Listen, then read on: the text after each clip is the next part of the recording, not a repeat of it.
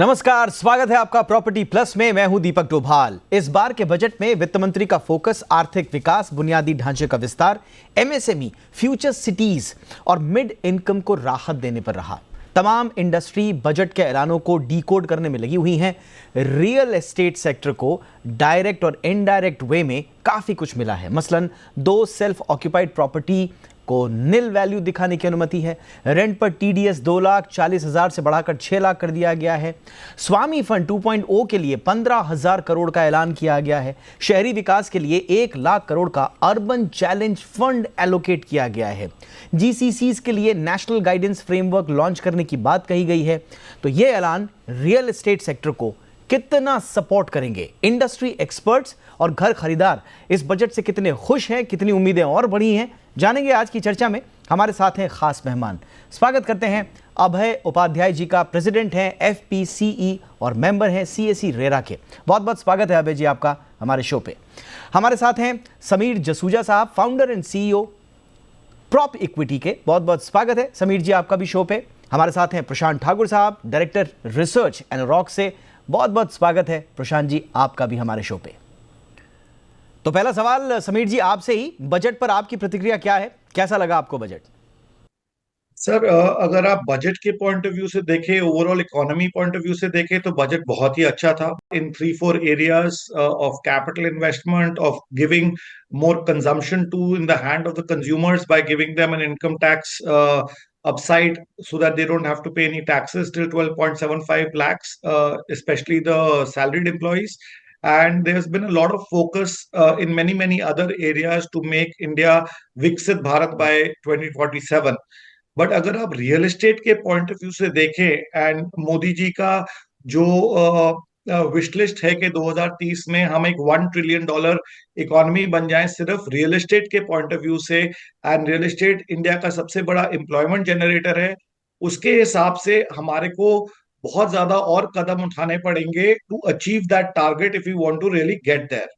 Having said that, sir, this income tax relief will benefit a lot in real estate, but there are few things that need to be considered. First, के tier 1 cities is 70% of the overall real estate market, and tier 1 cities में आज की date में आपको 2 करोड़ 1.5 करोड़ से तो कम कोई घर मिलता नहीं है. और अगर आप लास्ट ईयर के ट्रेंड्स देखें तो affordable and mid income housing which is up till 2 crore, वहां पे गिरावट आई है सप्लाई की बाय 30 to 40%, और लग्जरी प्रॉपर्टीज अबव 2 करोड़ में अपसाइड आई है 30 to 40% की. सो अगर आप अफोर्डेबल और मिड इनकम हाउसिंग में कॉन्सेंट्रेट नहीं करेंगे टियर 1 सिटीज में, बिकॉज वहां पे सबसे ज्यादा माइग्रेशन हो रही है, सबसे ज्यादा एम्प्लॉयमेंट जनरेशन वहां पे है, तो अगर आप 12 लाख भी टैक्स फ्री कर देंगे, बट उस आदमी के लिए तो घर अनअफोर्डेबल ही रहेगा. दूसरे मुद्दे पे आते हैं स्वामी फंड 2, जो मेरा मानना है कि बहुत ही अच्छा स्टेप है राइट डायरेक्शन में. स्वामी फंड ने 50,000 घर कंप्लीट कर दिए of home buyers who did not see the light of the day for 15-15 साल तक. उनको बहुत होप मिलेगी कि उनके घर भी कंप्लीट होना शुरू हो जाएंगे, जो कि 4-4.5 लाख घर बचे हैं जो हमने लेटेस्ट रिपोर्ट्स में निकाला था, जो अभी भी अनफिनिश्ड प्रोजेक्ट्स हैं. और मेरा ये भी मानना है कि रेरा के आने के बाद ये प्रॉब्लम कम हो गई है. तो एक बार अगर आप स्वामी फंड 2, स्वामी फंड 3 भी लॉन्च कर देंगे तो ऐसी कोई प्रॉब्लम नहीं आएगी. पुराने घर कंप्लीट हो जाएंगे और नई घरों के लिए ऐसी प्रॉब्लम नहीं आने वाली आने वाले टाइम में, इतनी ज्यादा जितनी 2016-17 में आई थी. Lastly, sir, before we move on, the Urban Challenge Fund that has been set up is a great initiative ji for redevelopment of cities. And if the cities are redeveloped, there will be more development in terms of real estate. Prices will also do well, and more developers will get excited to develop more projects over there. Ji And the capital investment जो उन्होंने maintain रखी है 10 लाख करोड़ से ऊपर की, वो बहुत ही अच्छा स्टेप है, और उसी वजह से real estate went up by 200% in most of the cities after COVID. And that is purely because of the new infrastructure developments that have started to show reality on the ground. That has helped a great deal for real estate to come back as a sector which was struggling for the last 10 years before COVID. Okay, Prashant ji, आप भी क्या समीर जी की बातों से इत्तेफाक रखते हैं या आपकी राय कुछ अलग है? समीर से मैं बहुत सारे पॉइंट्स पे अग्री करता हूँ. मेरा ये मानना है कि रियल एस्टेट तब ग्रो करेगा जब हमारा इकोनॉमी एक ब्रॉड बेस्ड डेवलपमेंट के पाथ पे होगा। और जिस तरह के अनाउंसमेंट्स आपने देखे हैं, जहाँ पे आप देख रहे हैं 120 नए एयरपोर्ट बनेंगे, 50 नए टूरिस्ट हब बनेंगे, एमएसएमई के लिए सबसे इंपॉर्टेंट उन्होंने 1 लाख करोड़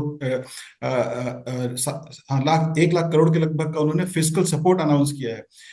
हमें एक चीज देखना पड़ेगा जो समीर ने भी हाईलाइट किया कि अफोर्डेबल हाउसिंग काफी तेजी से नीचे की ओर आया है। इसका कारण क्या है कि जॉब क्रिएशन और wealth creation at the bottom of the pyramid नहीं हो रहा है। कोविड के बाद हमने देखा कि लग्जरी और अल्ट्रा लग्जरी में काफी तेजी आई है, क्योंकि ऊपर का जो सेगमेंट है उनके इनकम जनरेशन कैपेबिलिटी में कोई फर्क नहीं पड़ा है। जो बंदे एमएसएमई सेक्टर में, अनऑर्गेनाइज सेक्टर में काम करते थे, उनके रोजगार के जो अवसर छिन गए थे उनमें भी वापस से रिकवरी नहीं हुई है। MSME accounts for 37% of the employment generation that this sector does. आप अगर देखेंगे 30% ऑफ जीडीपी कंट्रीब्यूशन एमएसएमई करती है।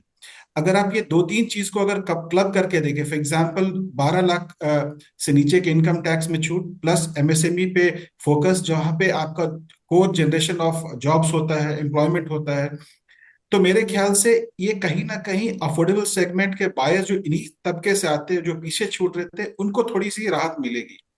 और मेरा ये मानना है कि अगर आपके जो बाकी जो शहर है वो भी पार्टिसिपेट कर रहे ग्रोथ में, वो अभी अगर आपने देखा होगा उन्होंने अनाउंस किया है कि एक national framework for global capability centre announce हुआ है, जो कि टियर 2 सिटीज में जीसीसीज को स्टैब्लिश होने में मदद करेगी। और मेरा ये मानना है कि जब टियर 2 सिटीज में आप इंफ्रास्ट्रक्चर डेवलप करेंगे, जॉब अपॉर्चुनिटी आएगी, तब मेरे ख्याल से migration will not be a compulsion, it will be a choice. So आप देखेंगे ब्रॉड बेस्ड डेवलपमेंट हो रहा है, तो मेरे ख्याल से रियल स्टेट के लिए काफी अच्छा रहेगा, क्योंकि इकोनॉमी के ऊपर काफी फोकस्ड है और फिजिकल डिसिप्लिन मेंटेन किया गया है। ऐसा नहीं कि हमने बहुत सारे खर्चे बढ़ा दिए जिसकी वजह से हमारा फिजिकल डेफिसिट बढ़ा, नहीं, हमने इंफ्रास्ट्रक्चर पे फोकस किया है, जहां पे जॉब क्रिएशन हो सकता है वहां किया है, जहां पे लोगों को हाथ में पैसे की जरूरत थी वहां पे हमने थोड़ा पैसा दिया है। स्वामी फंड 2 लाकर हमने ये भी मैसेज दिया है कि government is very serious about ensuring कि होम ओनर्स को उनका हक का मकान मिले। ओके, तो अभय जी, आपके हिसाब से इस बार का बजट कैसा रहा? और ओवरऑल जो चर्चा हुई वो 12 लाख तक की इनकम को कर मुक्त कर दिया गया है, ये बड़ी हाईलाइटेड स्टोरी थी इस बार की। इससे घर खरीदने वालों को कितना सपोर्ट मिलेगा सर?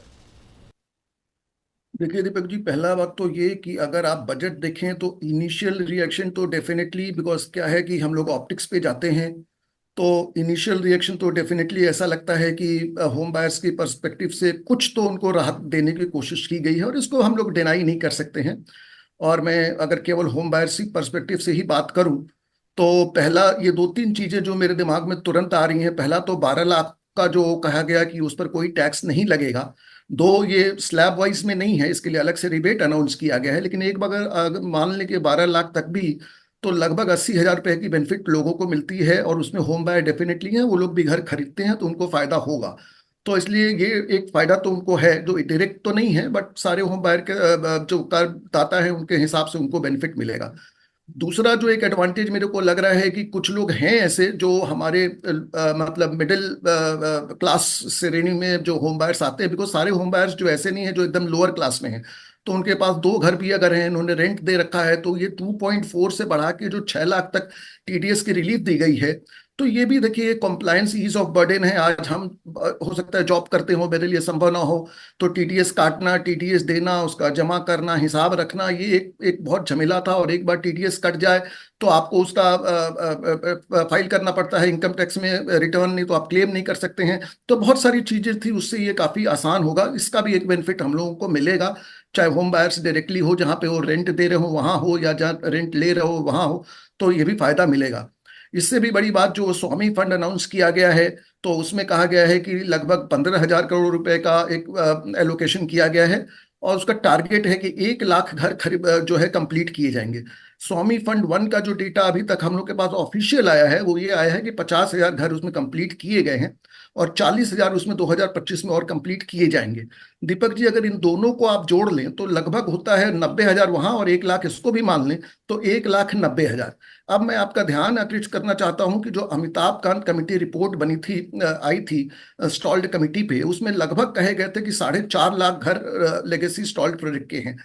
तो मेरा ये कहना था कि देखिए, जब आप कोई चीज करते हैं, अगर किसी बच्चे को जो बार बार फेल हो रहा है और आप उसको ग्रेस मार्क्स दे देते हैं और पास कर देते हैं, तो आपको साथ में ये भी रखना पड़ेगा कि वो बच्चा उस समय तो खुश हो गया, लेकिन क्या उसका जो सोल्यूशन प्रॉब्लम था उसका सोल्यूशन आपने किया क्या? बिल्कुल। तो आज 4.5 लाख घर थे, उसको तो पहले तो आपको ये बताना करना चाहिए था कि भाई ये 4.5 लाख घर में कितने फाइनेंशियली स्ट्रेस्ड हैं, कंप्लीट नहीं हो पा रहे हैं, उनका एक आइडेंटिफाई कर लिया जाए, उनका टोटल फंड की रिक्वायरमेंट कितनी है उसको जान लिया जाए और उसके बाद उसके हिसाब से भले आप 2 साल 3 साल 4 साल का प्लान करके और आप स्वामी फंड ले आके कंप्लीट करिए, कोई दिक्कत नहीं थी।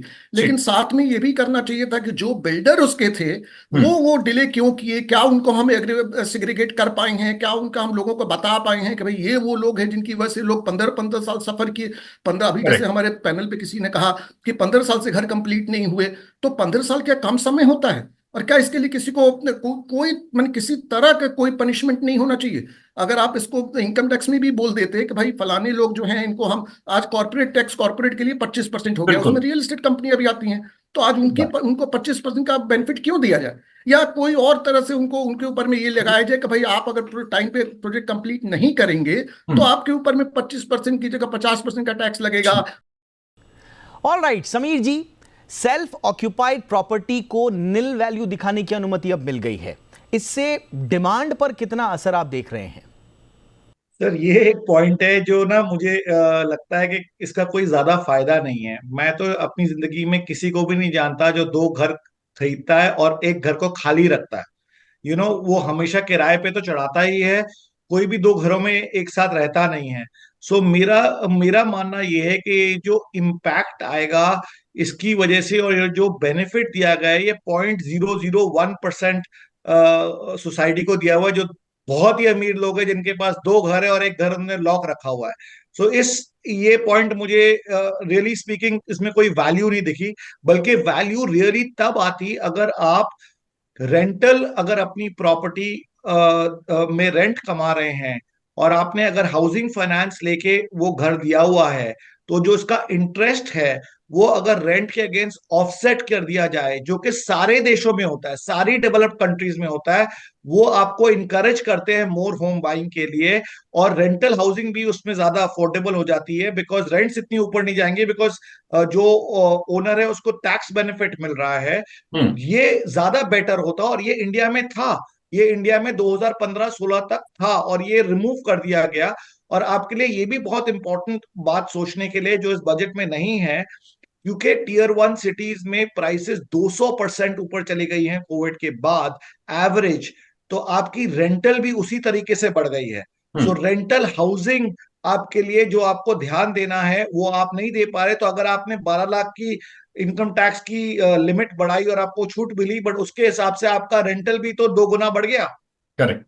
सो वो देखना बहुत जरूरी है, क्योंकि टियर 1 सिटीज में रेंट्स बहुत तेजी से बढ़े हैं कोविड के बाद, और उस पर अगर ध्यान दिया जाता तो home buyers would have been even more happier. I don't think this self-occupied properties of 2 homes will have any impact whatsoever. All right, so on that note रुकते हैं एक छोटे से ब्रेक के लिए, लेकिन ब्रेक के उस पार भी प्रॉपर्टी प्लस में कुछ और बातें होंगी।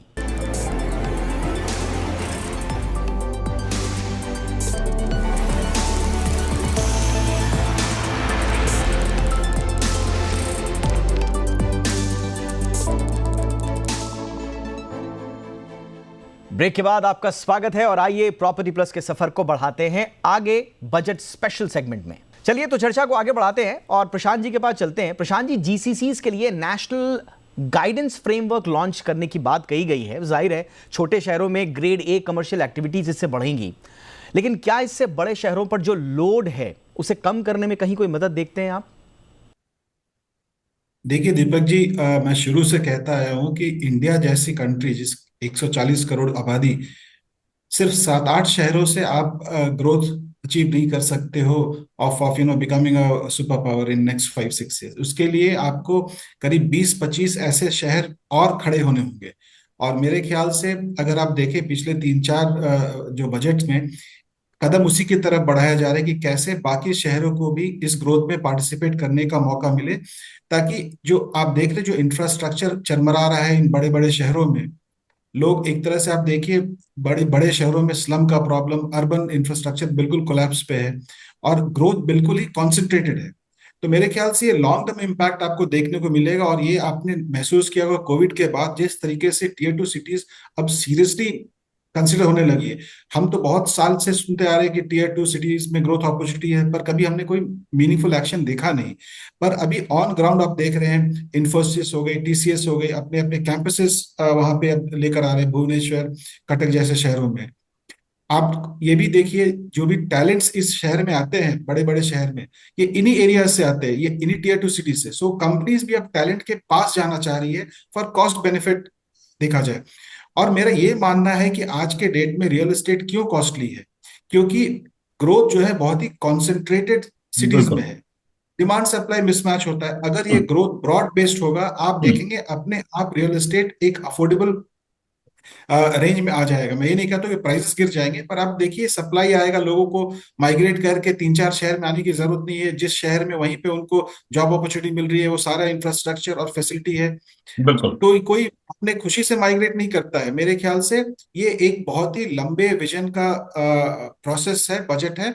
इसका इम्पैक्ट भले हमें आज आने वाले सालों में ना दिखे, पर 4-5 साल के बाद आप डेफिनेटली देखेंगे will have at least 15-20 more mega cities, and that's required for a country like India.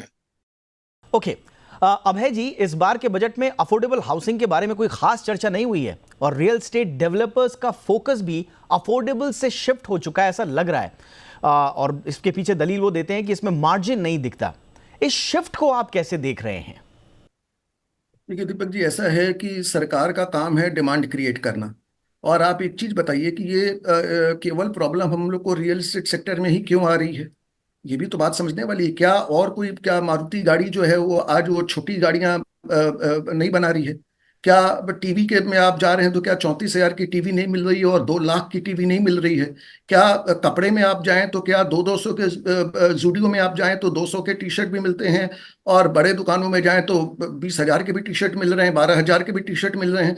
तो ये प्रॉब्लम, आप मेरी प्रॉब्लम, मेरा कहने का ये मतलब है कि बिकॉज ये नहीं है। आप देखिए जितने भी बड़े अपार्टमेंट हैं उसमें बिल्डर तो ध्यान रखता है क्योंकि बड़े बड़े लोग हैं और वहां पे वो अफोर्ड भी कर सकते हैं। छोटे में बिल्डर को की क्रेडिबिलिटी खत्म होगी। आज एक होम बायर जाना नहीं चाह रहा है, उनको बेचने में दिक्कत भी आ रही है।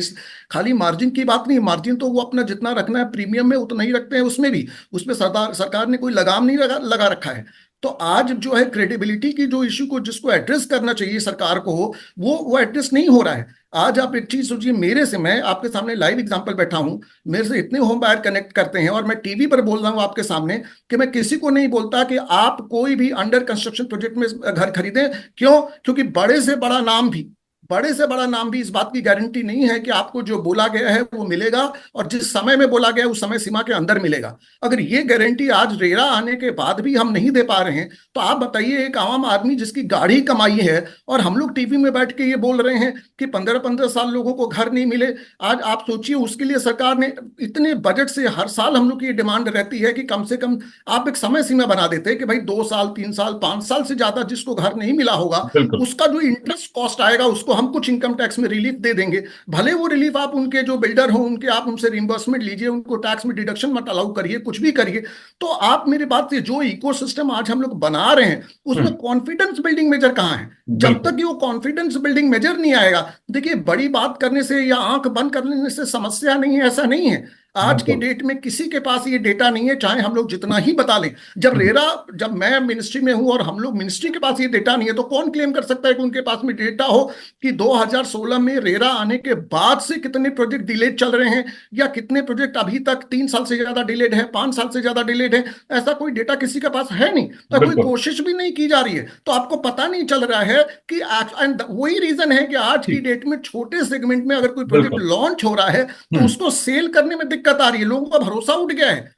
आज ये जो हम लोग को जो क्रेडिबिलिटी और ट्रस्ट इशू जो आ जाना चाहिए था आप तक, आपको गाड़ी खरीदनी हो कोई प्रॉब्लम नहीं है, अगर आपको कोई टीवी खरीदनी हो आप एडवांस दे के आ जाइए दुकानदार को, आपको कोई प्रॉब्लम नहीं है। बिल्कुल। लेकिन घर में जैसे ही आप, और उसके बाद से ये भी क्लैरिटी नहीं मिल पा रही है कि अगर आप कैंसिल करना चाहें, और ये एक सिस्टम बना दिया गया है जहां पे आप ट्रैप महसूस कर रहे हैं, ये ट्रैप हो गया है कि जहां आप 10% से कम में आप बुक नहीं कर सकते, और 10% लाखों में होता है, और एक बार वो बुक कर दिया तो आप ट्रैप हो गए, आपको निकलने का कोई रास्ता ही नहीं है, वो वन वे रास्ता हो गया। आप मेरे को बताइए उसमें कौन आदमी अपनी गाड़ी कमाई को ऐसे फंसा देगा जहां 3 साल 5 साल 15 साल तक मेरे को घर न मिले, कोई गारंटी नहीं होगी किसी की। बिल्कुल और आप किसी को भी जानते हो, आपको वो आदमी हेल्प नहीं कर पाएगा। आप बताइए दीपक जी, आपके पास भी तो बहुत सारे लोग आते होंगे, आप किसको क्या हेल्प कर पाए जो 15 साल से फंसा हुआ है। ऑलराइट, तो आज की इस चर्चा में फिलहाल इतना ही। आप तीनों का वक्त निकालने के लिए बहुत बहुत शुक्रिया, थैंक यू सो मच। तो ये था प्रॉपर्टी प्लस का बजट स्पेशल एपिसोड, उम्मीद है आपको पसंद आया होगा। नमस्कार।